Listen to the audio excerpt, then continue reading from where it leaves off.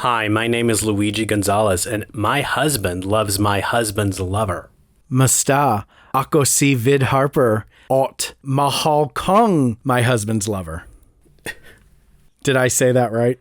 It's at. Ot. At. At. Yeah, it's almost like the English pronunciation. At. At. At.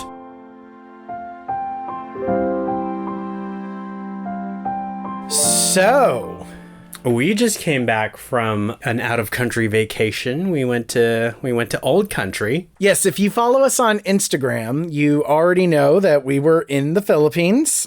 I started posting some videos. I did a little skit. We stopped by Eric's house. Yes.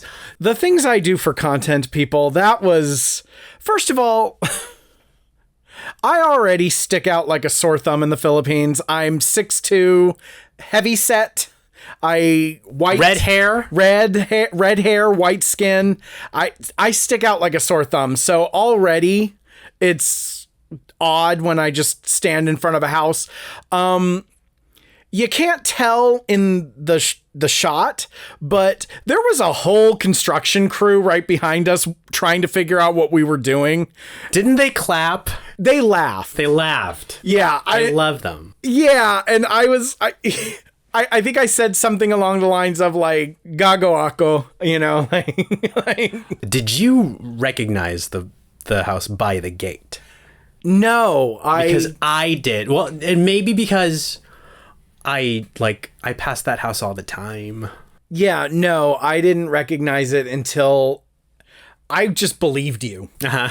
And it wasn't until after we got back and I pulled up the episode and I was like, oh my God, it is. Yeah, and you know what? Closer to... I have no idea who owns that place. I just know that people film there all the time. Mm-hmm. Towards the end of our trip, remember, there was a huge... Oh yeah, they were filming something. They were not filming something. There was a huge party happening, and like the water feature was on. And if you didn't notice, there was a really muscular guy in a tank top walking out of the party. I wonder what was happening. See, stuff like that goes right over my head. Yeah. I never pay attention to stuff like that. Yeah. We filmed a few more little things here and there. I will be posting them throughout the next couple of days, weeks. Yeah. So make sure you follow us at My Husband Loves My Husband's Lover on Instagram. Mm-hmm. My Husband Loves My Husband's Lover. My Husband Loves My Husband's Lover. Win radio! Win radio! So yeah, to the uninformed, the Philippine mass media, they do love repetition. Like, repetition is very, very key. Win radio! To them getting their message out. The radio stations that we would listen to. That was their, like, stinger. Like, yeah, 102.7 Kiss FM, But instead of that, it was a little child screaming, "Win radio!" over and over, and they would do it after every song. I swear to God, I almost jumped out of the car onto the Skyway. Yeah. Do you have any questions for me about my trip to the Philippines? Well, I mean, so this is your second time visiting? Yeah. Any observations that you didn't notice before? Well, even though this is my second time to the Philippines, it really feels like it was my first time because I was trying to figure out why. Like, it was so different this time around. Like, I actually felt like I got an experience last time. I think it was because last time we were planning a wedding, so the wedding dominated a lot of that. And then we took almost a week-long trip to Hong Kong. Yes. In the middle of it. So I was plucked out of the Philippines and then dropped back in. And I really don't think I got to see everything. Last time felt very itinerary, for a lack of a better term. Gotcha. Like, you didn't have enough time to let the culture shock sink in? Yeah, like everything, like, this time, it was really just, I mean, we landed in the Philippines in the middle of a monsoon. Which I think is like the best way to experience trial by fire in the Philippines. The first week was literally just kind of sheltering in place. Yeah.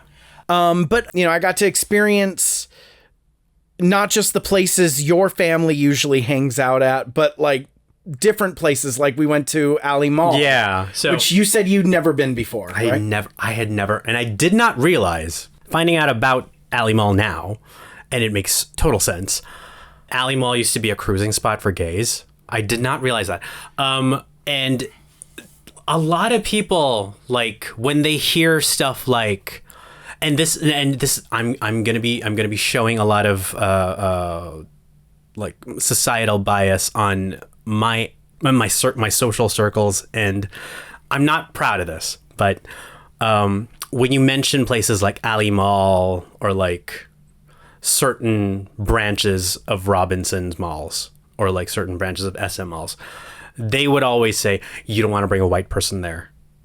You don't want to go there. I didn't experience any of that at Lally Mall. Neither. It was a very nice mall. I had so much fun at Lally Mall. Like, honestly, one of the best experiences I've ever had in a mall. The shops are like, because they actually have like vintage shops. Yes. Like they have vintage record stores and tchotchkes. Yeah. Does the word tchotchke exist in? No, but they'll knick-knack. They'll get it. Yeah. There you go. I mean, I found a Kula Desma vinyl at one of these shops. You found a bunch. You found like 4. Yeah, they were really expensive, so I wasn't able to buy any of them. But I did take a picture. I'll post it.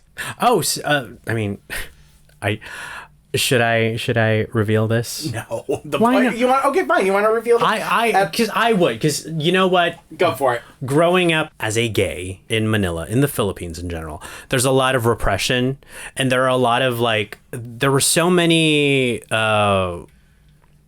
things that I wanted to partake in that I couldn't, because I could feel, if not my family, like the world breathing down my neck, whether or not it's true.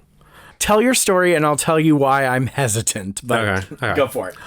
In Lally Mall, there is a shop that sells a bunch of like vintage softcore, male, sensual magazines aimed at other males. That is something that I came across like as a kid. Like there would be shops, there would be sari stores that I would just stare at it and like, I want to get it, but I can't.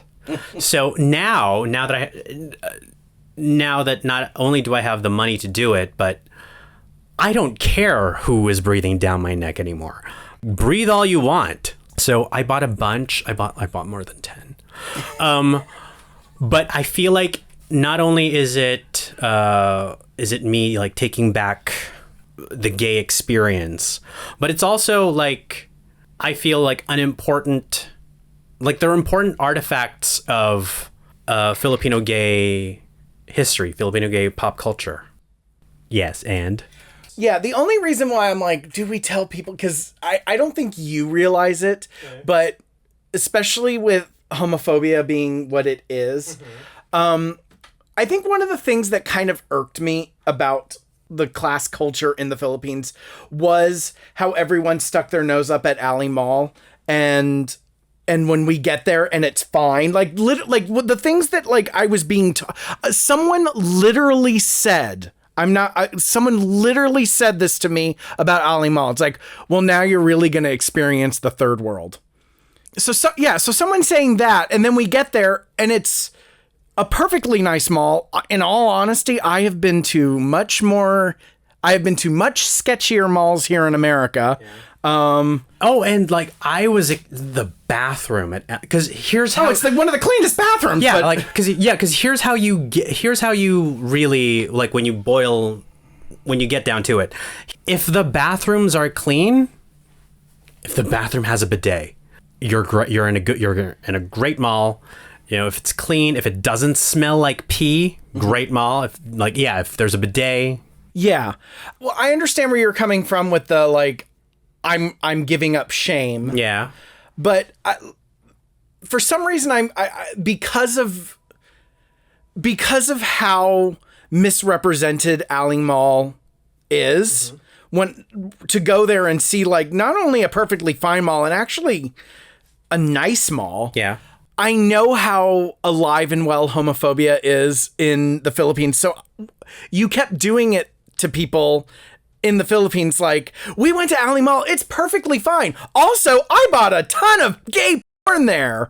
And like that's not really gonna convince people that the mall is good. Tell everyone. I told like a couple people. Yeah, no, because not everyone can hear you.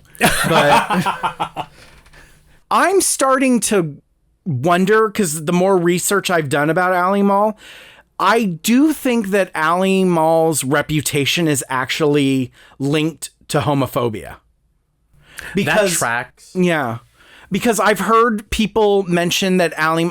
you said it, that Alley Mall might have been a cruising spot. Yeah. So I think with the homophobia that is alive and well in the Philippines, people are just going to say like, oh, well, that's, they're going to take that and then fill in the blanks and go, now you're experiencing the third world. Yeah, well, you know what? And how many gay couples did we see? We did see a lot of gay couples at Alley Mall. So I was like, but again, I don't know. It's something that actually really frustrated me when I saw how perfectly harmless Alley Mall was. Yeah. Because I mean, like I said, like someone actually said you're going to experience the third world. And they're like, the air conditioning is probably going to be terrible there, which it was no worse than any other mall in my opinion. Yeah. Okay. So I left last week's episode feeling a little self-conscious. I think I went a little overkill on the Lally hate train. Really? No. I didn't get that. Whatever gave you that impression? So I have decided this episode, I'm going to say nothing negative about Lally. Really? Uh-huh.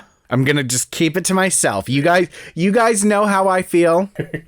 Y'all know how I feel. She does a couple things here that like even rubbed me the wrong way. Well, then you can let the audience know. Okay. All right. I will say no, this is a net positive. Watching these last couple of episodes and knowing the type of person Carla Abiliana is, because we were talking about her last week and all the cool stuff she posts, and she's kind of a pioneer for people. And I would really like to know how, as an actress, she was playing this character, because I kept saying last week, it's very obvious that the writers don't realize how they're writing Lally, but I think Carla knows how they're writing Lally. She knows the type of person Lally is and is playing it that way. She is very aware that Lally has some thorns. Ew. I think so. It's a layered performance. Mm-hmm. Okay. Anyways, let's dive in. Let's dive in. So we're on episode 8. Mm-hmm. If you're following along on the DVD, it's the last chapter of disc 1.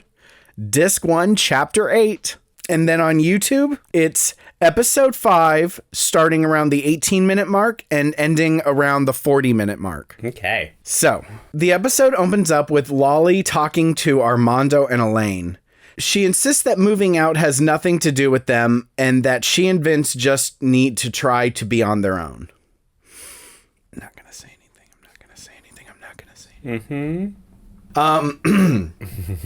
Well, I'm not going to say it, but Elaine responds with, "Stop the act. Just admit you want to toss us from your lives." Yes, and she uses the word, specifically uses the word echa fuera, which Lally repeats in a later scene. So echa fuera is one of those words that we got from the Spanish language, and it really, literally means to toss out. Echar is toss, and then fuera is like throw, reject, toss out, kick to the curb. I like it. Yeah. It is an act because, as we saw in the scene that started all of this, Lally telling Vincent, "I can't take it anymore." So It is about them. Yeah. And also the word she does, another word she uses in that sentence, stop the act, is the closest thing I can get to it. She said, wag kang magmalinis, or linis is clean. Mm-hmm. So, like, don't, like, stop the innocent act. Like, stop acting innocent. Yeah. So Armando is for them moving out, but Elaine's not. Yeah. Oh, she said she storms out in like the most childish, like she yells as she's leaving, like, oh, Elaine. Yeah. While giving Vince a back rub, Lally asks if he talked to Eric.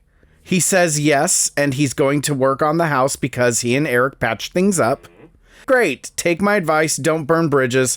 Look at me and my mom. Yeah. Are you going to talk about Sandra instead of Lally here? Everyone knows my opinions. You know exactly what I'm thinking, so I don't have to go there. Vince responds to that with stop. Stop the act. Sorry, that's a wrong paragraph. Vince responds to that by... Can you imagine? Stop the act. Vince was like, she's like, don't burn bridges. Look at me and my mom. And then Vince goes, stop the act, Lally. I know. Like, you just want to work your mom into every conversation. So Vince says, let's not talk about that. You might start crying again. Which, however you read it, it gives you a window into their relationship. Like, look at this glass of orange juice. My mom used to make us orange juice. And then she starts crying. Oh, God. Vince gives her a hug. Okay, so... Okay, because I noticed something. Did you notice it? I noticed it when I watched it again to So she makes, it's very subtle, but she makes a face, like the camera is on her and she makes a face. Babe? Okay, so depending on how you read the situation, you can see it as her, like the smile is, oh, good things are going to happen, or are going to start happening for us as a couple now, as a family now, or it's a smile that like, oh, I'm getting my way. The smile looks sinister. Depending on how you look at it. And so if your theory is correct, Carla knows what she's doing. Yeah, like it's a very ambiguous performance. Like, depending on what you as a viewer bring to the viewing, you will see it a certain way. It's things like this that made me go, oh, Carla knows what she's doing. No. I mean, I wish this was on film. We're going to have to start filming these soon. Yeah. We have to figure out how to do it and set it up and all that stuff. And like buy like good cameras. Right equipment. But the face of someone getting comforted from their husband is not the face she made. It was more of a smirk. I love a complicated woman. I love a complicated female character. And that's something I was pointing out last week, which is if the show was owning it, I would like Lally. Yeah. It's the fact that the show seems to want us to side with Lally and I ain't buying it. But that, I mean, I'm not saying it. I'm not even sure it's a writer thing. Like, maybe the writers do know what they're doing. It's just that, like, maybe the network does not trust its viewers. That could be it, too. Well, I really hope that this podcast is... Like, I really hope that we can eventually start getting guests here that are linked to the show, because these are questions we can ask. Yeah, I feel like give us a couple more episodes. I feel like once we have like a good chunk, I can start reaching out. Yeah, because that's something I really want to. These are questions to ask people. Yeah, and guys, listeners, like we see you tagging them. Like, keep doing it. Yeah. Podcasts like this live and die by word of mouth. Yes. So. The scene ends with Lally catching Vince up on Elaine and Armando's reactions to them moving out. over at Eric's house. Over at Camp Del Mundo. Yeah, over at Camp Del Mundo. I love it. Eric's mom and Danny give him the 3rd degree for taking the job. He assures them that he has everything under control. Sorry. It's just ridiculous that he thinks he has this under control. You know, I've been Eric so many times. Yeah, I sympathize. I was Eric in grad school. I was Eric at around his age. Yeah. There you go. Oh, I know who you're talking about. Yes. 30. Yes. Yeah. Okay. Everyone kept saying, "What are you doing?" And I'm like covered in mud. Like, what are you talking about? Like, I'm fine. I'm fine. I'm bleeding. Like, I'm got fine. this. I got this. I'm missing a limb. Yeah. What do you mean? Yeah, we've all been Eric. Yeah. So, Eric says Vince said he'll keep his distance, so how can I get hurt? Our favorite line from the episode. Danny goes, "Oh, how? Wow, Eric." It's that sarcasm that only a friend who cares can deliver. Yeah. We should all have a friend like Danny. I just have to point that out. Yeah. Yeah. It's funny how Danny is really becoming like my favorite character. Like on this viewing? Yeah. Okay, so and then he like continues to go like you really think you're going to be best friends with your ex's wife? Really? Then the Yaya comes in. Yeah, she's great. Yeah. She says that there's a saying, keep your friends close and your enemies more closer. Yeah, and like I was defending the writers like a few minutes ago. Now, like they added the poor grammar just to point out that like, oh, she's less learned than everyone else in the room. Like I said last week, it seems like the writers resent the out of the working class. Yes. Yeah. Or maybe not the writers. Maybe it was the network. The powers that be. How about that? But the funny thing is, when we were watching this and she said that line, I was like, in Eric's voice, I was like, "Oh yeah, you finally read The Art of War. I gave you that book like when I was 12." God. I'm so happy you finally read The Art of War. So.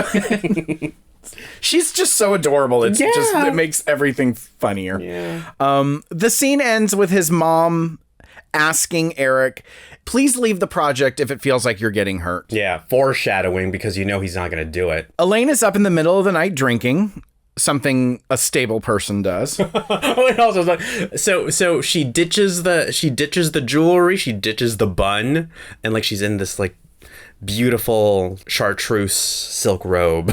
Her hair's down. And she's did you notice this? She's swaying.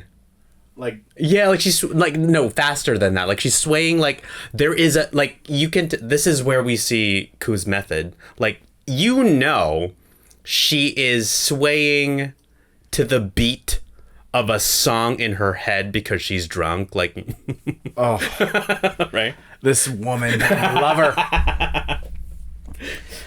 Oh yeah, Vince sees her. Yeah, so Vince comes down and is like, "Mom, what are you doing?" Because every it doesn't matter what age you are. It's always great to walk in on your mom drunk. So I forgot to put this in the notes.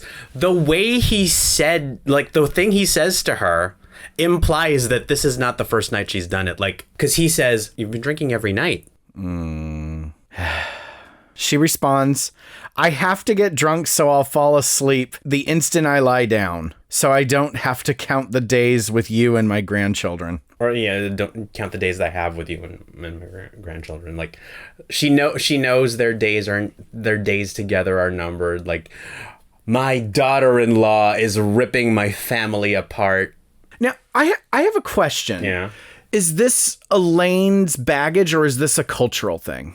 I mean, you're talking to someone who like my dad's side of the family, like they all stayed together in one estate. Yeah, but like but they also Yeah, and some of them would fly the coop, and it's sad, but it's also fine. With Elaine, it's like, it seems like she never expected her kid to ever move out, even though he's in his 30s. And as an American, that is weird. Yeah, like that's scary weird. Like that is Gypsy Rose story. Situation, yeah. Yeah. As an American, that's scary. Yeah, but if I remember my family history correctly, when my dad's mom bought that land, it was with the intention of like, this is where we're all going to be, and it's not what happened.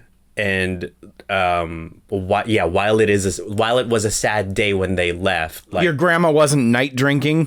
Okay, that's what I thought. I figured this is more of an Elaine thing than a cultural thing. Yeah. Okay. Vince consoles her, like, we're gonna see you all the time. We're just moving to another street. Like, it's not like we're leaving the country. Yeah, like, what if it's like right next door? Yeah, I know. It's like we're never told that information. While he's hugging her, Lally comes down and sees this. Again, very subtle. She makes a face again. That you cannot read. It's very subtle. It's like, and we discussed this while watching it. You and I had very different views of, what did you say the face was? Like, oh, they're patching up. See, and what I saw was, oh, good, the mama's boy isn't caving.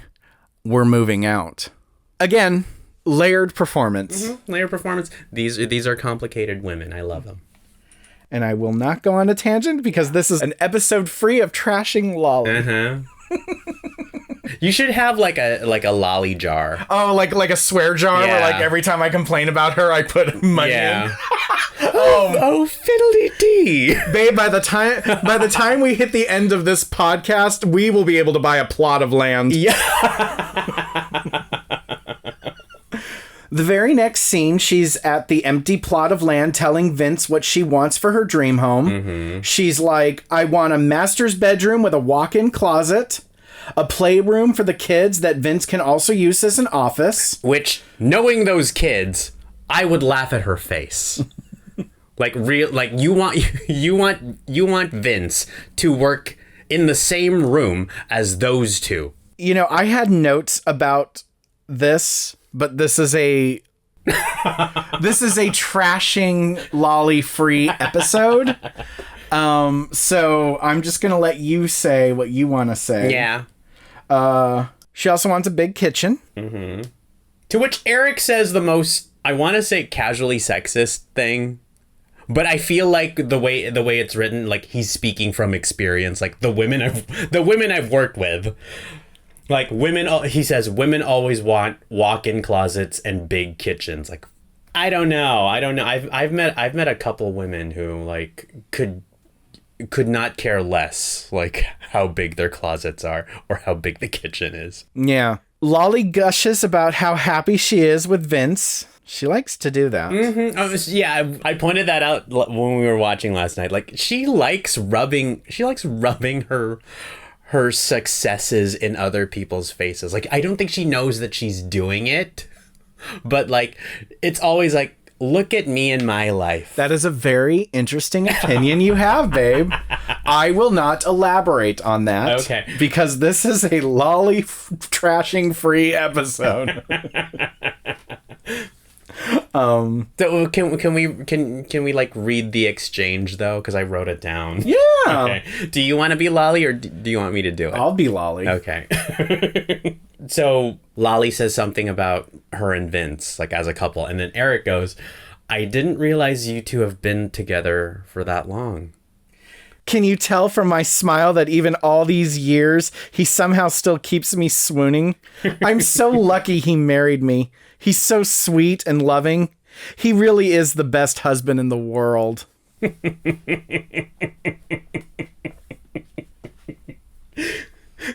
And like not knowing that like every word she says is like an axe to his heart, is like a hammer to his heart. It's like that scene in The Simpsons where Bart like has a crush on that girl. She's like, you won't be needing this anyway. She rips his heart out and throws it in the trash. Looks like you won't be needing this. And if that doesn't hurt enough, Lally asks about his wife, which he's like, Bitch, I'm not married. Look at my hand. I Yeah. don't have a wedding ring on. Yeah. And you know that. You know... Swallow it down.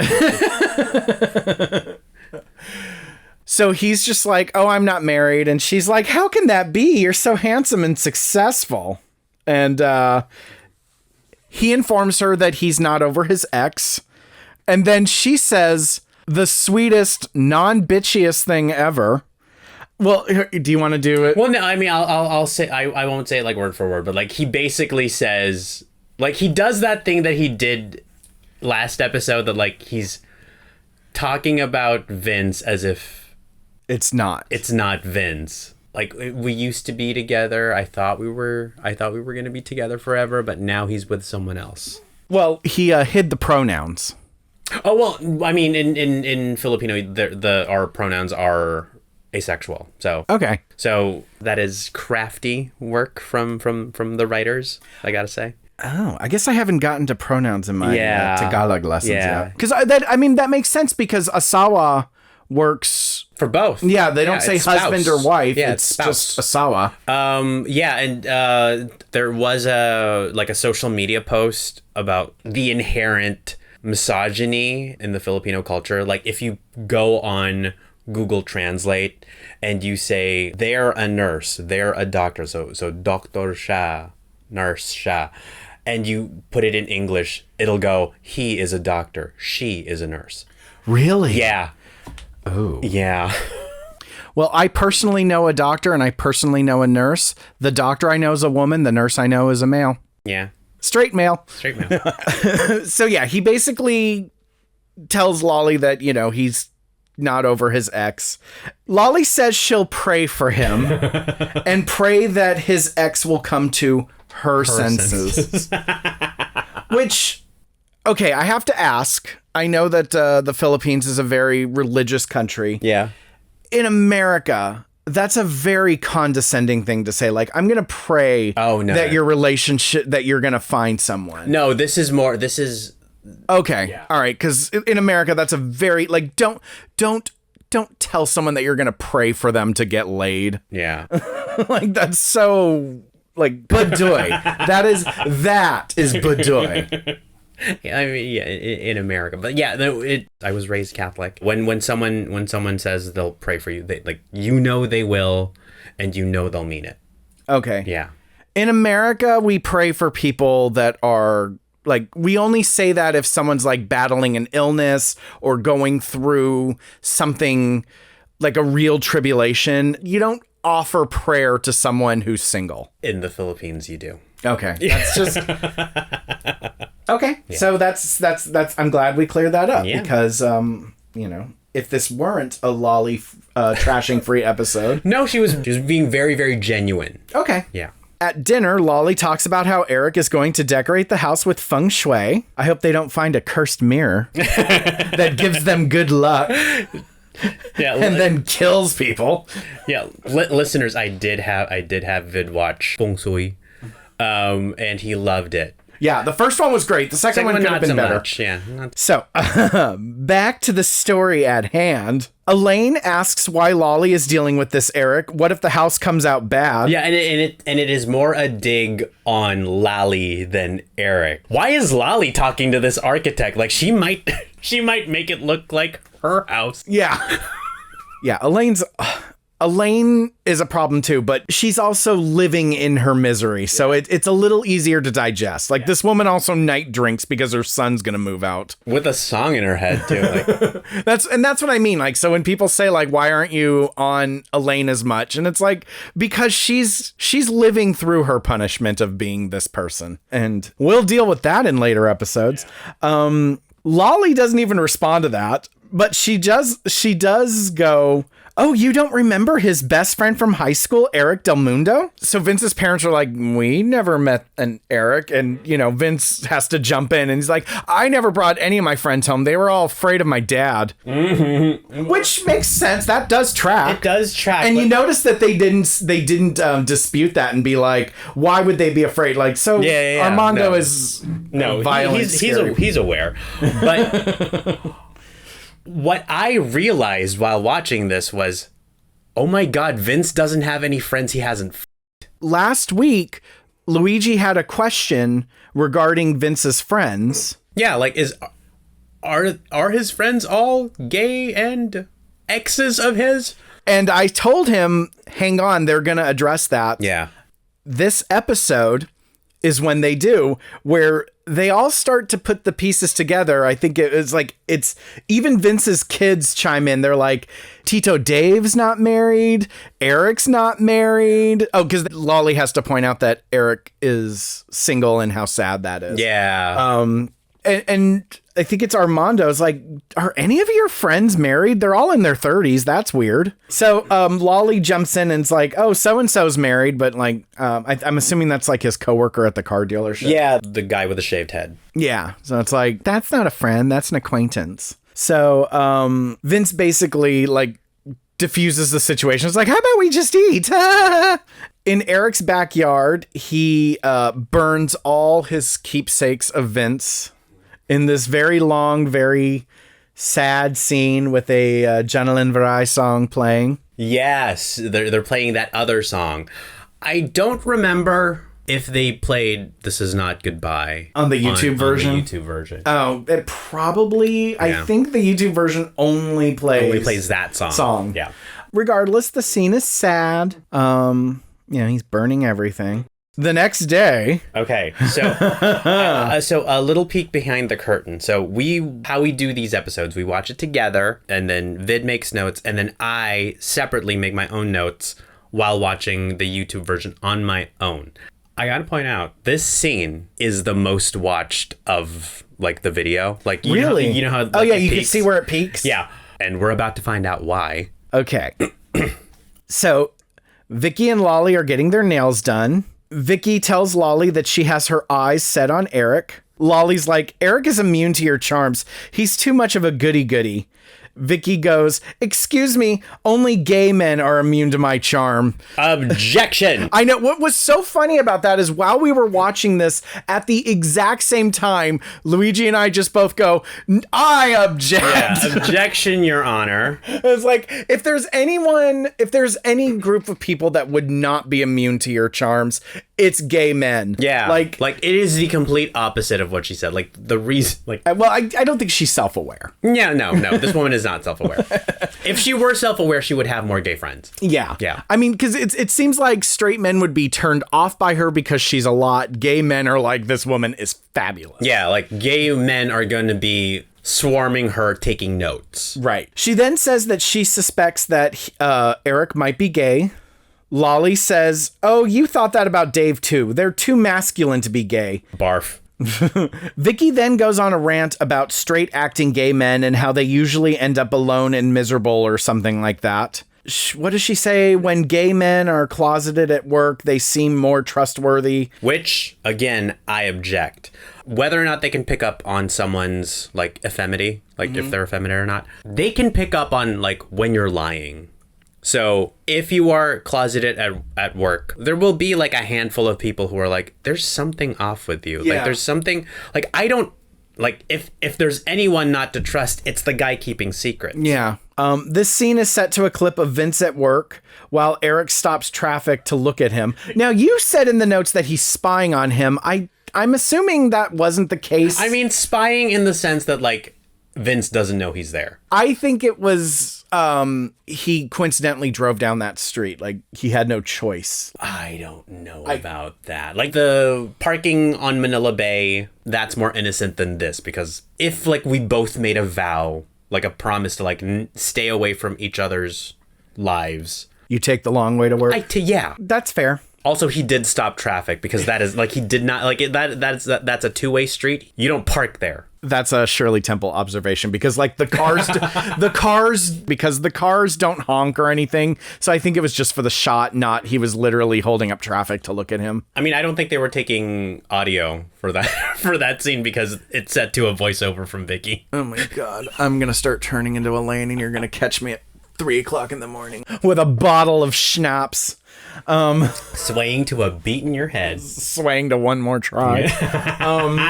This scene was so weird to me though. Like it was very, I don't know what they were going for. It's Vicky explaining to Lally about closeted gay men via voiceover, but the voiceover doesn't match the way she's talking in the salon. So it's very obvious that she recorded this segment at a different day, different time, different place. Oh. So it feels like a narration. Yeah, no, this was definitely a studio VO. But the way she's reading it does not feel like she's talking to a friend. It feels like she's narrating a story. Yeah. And while the scene where Eric is looking at Vince from the car, this weird whimsical music is playing. And mix that with her voiceover that doesn't feel like she's talking to Lally, but like reading a story. It feels very like, once upon a time, there was a princess trapped in a tower in a fairy land. And it's like, what? No, yeah, the shift in tone is very... jarring. The word is jarring. Jarring, and the tone went from one way to like very disjointed. Yeah. Whatever point they were trying to make got lost. Yeah. Because all I'm thinking is like, what? Yeah. But yeah. Eric's mom tries to set him up, but he says he's too busy to date. She gives him another speech about having self-respect. I want to point out the difference in how the two mothers mother their children. Sol, the way she talks about Eric, to Eric, like, you're very self-sufficient, you do things on your own, like, you don't need me to tell you what to do, but I want to tell you what to do. Mm-hmm. Elaine, I mean, how Vince is like, basically now he needs two women to tell him what to wear. Right. Yeah. I gotta double check. Is her name really Sol? Because I keep saying... Yeah, Sol Del Mundo. Right, I was right. Well, here's the thing about Eric's mom. Eric's mom is a convertible in Manila. She's pure fantasy. As we've talked in previous episodes, that some elements are unrealistic because it's pure fantasy, like driving a convertible around Manila. Eric's mom is not real. She is a prototype of what the ultimate perfect mom would be. Like, even supporting mothers who are supportive of their son's sexuality. Yeah. No mother is this good. In the real world, given her backstory, her job, and like that she has a gay son, this woman would probably be the kind of woman who like paints a portrait with her naked breast. You know what I mean? Like, Eric would be wanting like mom stuff. Like, I don't need to hear everything about you. Yeah, that type of woman also would have flaws as a mother. It would be like, too liberated. Yeah, it would be like, you never went to one of my recitals. You were too busy, doing opioids with your art class. But I needed inspiration for my next sculpture. So exactly. Like, this Sol is not a real person. Yeah. Her reason to exist in this show is for parents of LGBTQIA children. If you could be half the woman she is, you're good. Yes. That's the whole point of her. Yeah. So Eric was getting ready for work, and work is going to the construction site of Lally and Eric's future dream home, or Lally and Eric. Ooh. Ew. Sorry, that's a shake, rattle, and roll segment. We'll talk about that later. Yeah. It's Lally and Vince's dream home. So it's groundbreaking day. Today's the day they're gonna start construction. It's a big deal. Lally brings her entire family. Ate Evelyn's there. Vicky's there. We haven't seen Ate Evelyn in a while. Like, what's she doing? Oh, she's going through it. Spoiler. And Vicky, impeccably dressed. Not for this. Like, she's dressed to go out. She's not dressed to like walk on grass. Yeah. And the second she sees Eric, she pounces on him like that scene in The Lion King where the you know what I'm talking about? Yeah, she's what's her face from Who Framed Roger Rabbit. Oh, man! Lena Hyena, my favorite character, who is friends with Jessica Rabbit if you actually go down the Who Framed Roger Rabbit rabbit hole. Yeah. – They're actually friends. Fun fact. Also, Elaine and Armando are there. I guess she's willing to patch things up with Lally. Well, she has to keep up appearances. Yeah. If she doesn't show up, what does that mean? Yeah. What does that say? This is the moment where Eric finally gets to meet Vince's parents. Yeah. The whole thing was very nice, very cordial. It's like, oh, so nice to meet you. I used to be friends with your son in high school. Like, it was very cordial. I do have to point this out. Eric's sunglasses are very, Pointy? I don't think a straight person would ever wear those. So I find it very funny knowing how we know Armando reacts to anything that could possibly be gay, that he didn't lose his in this scene. If my memory serves me right, I could be making this up, but I'm pretty sure it's he's talking to Armando, and then when he's done, he puts the sunglasses on. Yeah. So I was waiting for Armando to be like, Bakla! Boom! So they're about to break ground. Right before they, it's go time, Vince pulls up. He says that he promised he'd stay away, but it's groundbreaking day. He can't miss it. That's the end of the episode. Yeah, really. It was a very odd ending. They did a slow-mo turn for Eric, and they flashed back to the Shirley Temple scene. Oh yeah, with the beep. Yeah, they even kept the beep. Yeah. But yeah, they do the flashback of Vince saying to Eric, "I promise I'll stay away." So, do you think Vince was happy to see Eric, or was it why is he here? It's a why. Well, it's a bit of both. It's a bit of column A, a bit of column B. So, is it time for my favorite segment of the show? It sure is. This husband loves Yaya. In her one scene, she showed us mime work, visual humor.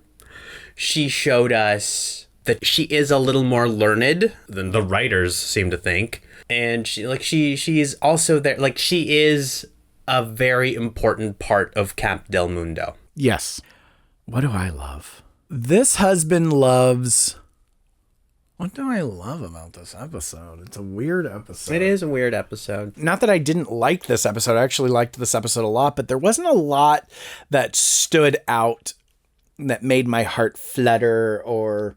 I guess this husband loves Elaine's night drinking because you're seeing what I want to see with Sandra and Lally, which is someone having comeuppance for the type of person they are. Yeah. And she does it so well too. She suffers, but it's not just entertaining, but it's also very you feel for her. Yeah. Okay, babe, what do you hate? Okay. Because there's not really a lot. I'm going to have to say it again because I said it last week. The casual... this husband hates the casual homophobia. It's that whole discussion in the nail salon as entertaining, as universally entertaining as it is. Yeah. Apparently. The bottom line of that scene is, in the context of those two women, in their casual understanding of the world, you can be gay, but you have to keep things hidden. Right. You have to be closeted at work. Outside of work, you have to be straight acting. You have to be handsome. You have to be macho. And the end goal is to be married, which you can't be married in the Philippines still. Yeah, there's and the way they speak of it so casually too. That's a sharper knife into the heart for me. Yeah. Understood. Yeah. Well, this husband hates Vicky's monologue. It's very similar. Yeah. So it basically everything I want to say about that I don't like about it, you just mentioned. Yeah. The only thing I want to add is it bothers me how it's framed. And what I mean by that is if it was framed like they were being ignorant people, like they don't know what they're talking about, I'd be okay with it. But the way the show sets that scene up, the fact that they change her voice, like it goes from her talking to an actual voiceover. It's very authoritative. It's very like, this is fact. Yeah. And that bothered me. Yeah. So yeah. Yeah. We don't appreciate that. We don't appreciate that. And I understand that people think that way, but this show has an obligation to point out that that is not fact. And the way they showed it, like, I'm a gay man and I almost believed it, like the way they presented it, it was like, oh, this is real. This is true. And it's like, no, it's not. No, it's not. Do better, show. Yeah. All right. So, follow us on Instagram, subscribe to us on the podcast platform of your choice. Yes. Give us a like. Likes are good. Yeah. Likes, shares, tell a friend, tell your family, like, hey, remember that show? So yeah, leave us comments, leave us DMs. We read everything. We try to answer to everyone. And stay tuned to see how Eric will deal with Vince breaking his promise. But until then, paalam po.